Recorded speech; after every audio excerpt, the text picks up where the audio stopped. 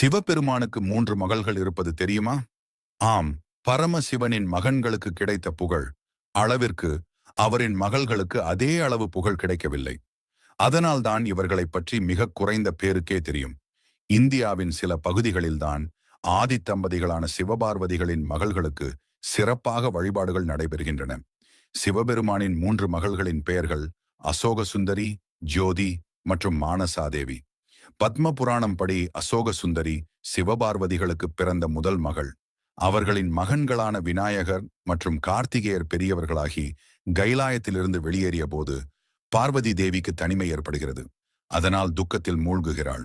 அப்போதிருந்து பார்வதி தேவி சிவபெருமானிடம், சுவாமி, என்னை ஒரு அழகான வனத்துக்கு கொண்டு போங்கள் என்று கேட்கிறாள்.